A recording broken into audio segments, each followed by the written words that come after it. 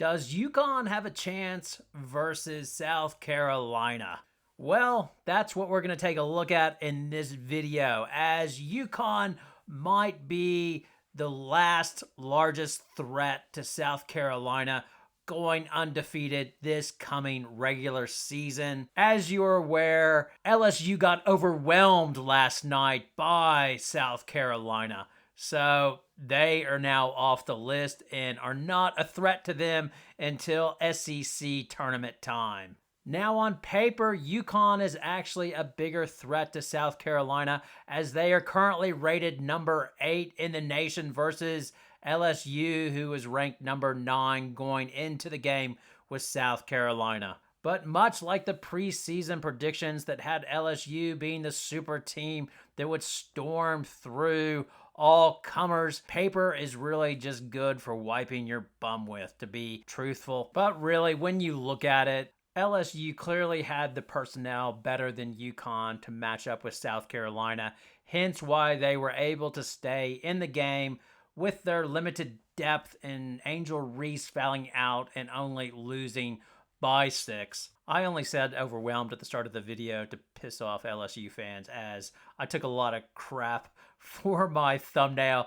Understandably, in my defense, that thumbnail was done at 3 a.m. in the morning. And I have changed it, as I'm sick of apologizing for it over and over again. The new thumbnail is South Carolina is the best, period. So if anybody has any issues with that, then too bad, too sad. But yes, I think there are two teams really equipped to match up with South Carolina, at least on paper. One was LSU, although that was hurt with the injury of Samaya Smith, and we saw the outcome just recently. And the other team is UCLA, as they have Lauren Betts to match up against Cardoso, but I would think UCLA's shooting from the outside is just not as consistent as South Carolina, so I think South Carolina is in a class by themselves. And I imagine South Carolina fan is going to get in the comments here and scoff at the notion that Yukon can compete with them and expect to give Yukon a proper beatdown, especially after Gino called out Staley on her team's playing style after they went up to Yukon and handled them last year. And that is a key point, really. Yukon was unable to handle South Carolina on their home court last year.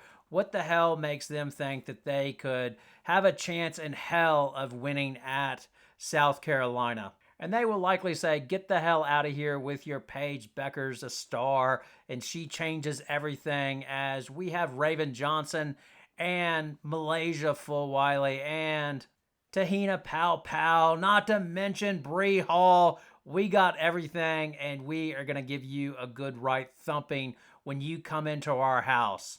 And by the way, we do not lose at home, as we have won 50 straight games at home, with our last loss being in December of 2020 to NC State. However, much like Lloyd, I am going to outline why Yukon just might have a chance.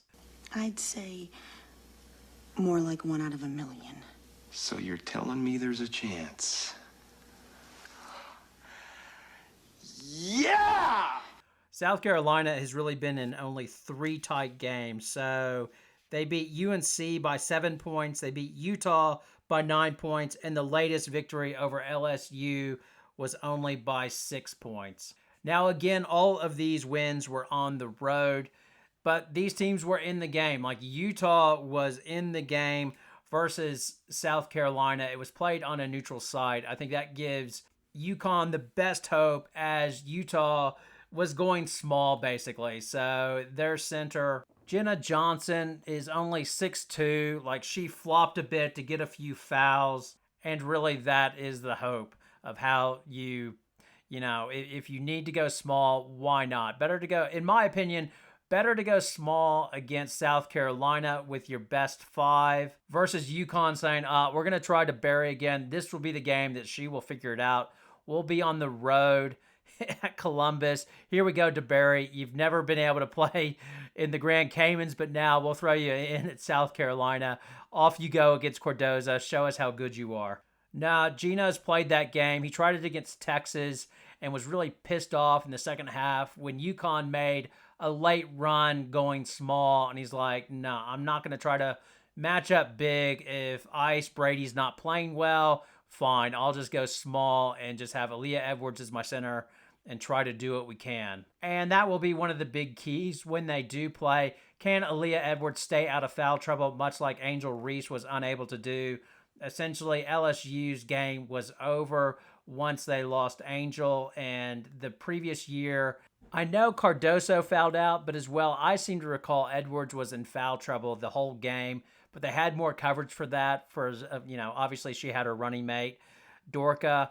So, but this year it will be critical that she remains on the floor almost at all times and does not get in foul trouble. At the very least, it should be fun watching Paige Bueckers mark up against Chloe Kitts and seeing how she truly handles the power forward role against these big teams. But UConn will try to win the math game and need Ashlyn Shea to shoot well from outside, as well as Mule and KK Arnold, which in the past would have given UConn a pretty reasonable chance, as UConn couldn't play the math game. But now with Tahina Pow and Bree Hall and Raven Johnson, they can actually play this outside shooting game, which makes the Iowa game plan of collapsing on their bigs and daring them to shoot, whether it be a Caitlin Clark wave off, that much least effective, if you like. They've cured their kryptonite. But with that being said, Utah was still able to go small and remain in the game with them and had a chance in the fourth quarter. At one stage, I think it was a 2-possession game. And really, almost the thing with Utah I've noticed, like, I like the way they play. I like their analytical style. But sometimes in crunch time, I feel they get in trouble because they're so coached to take either the three or at the field goal, at the rim, that it leaves all that open mid-range space. And it makes it easier for defense because they don't have to guard all of that territory, because they know that those players are unwilling to take those shots because they've done the math and the numbers. But sometimes late in games, you just need a goddamn bucket. And I think that hurt them late in the game versus South Carolina.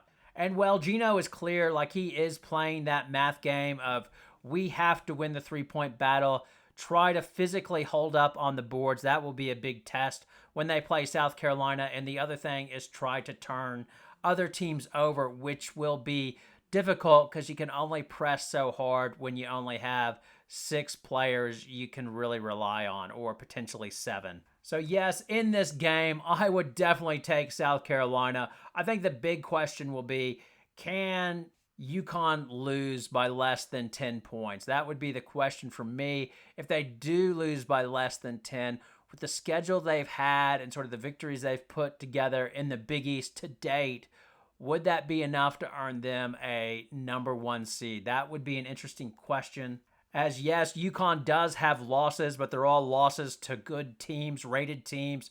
And they do have wins over ranked teams, but nobody elite, like no teams, I believe, in the top 10. I think Louisville, everything was around 12 or 15.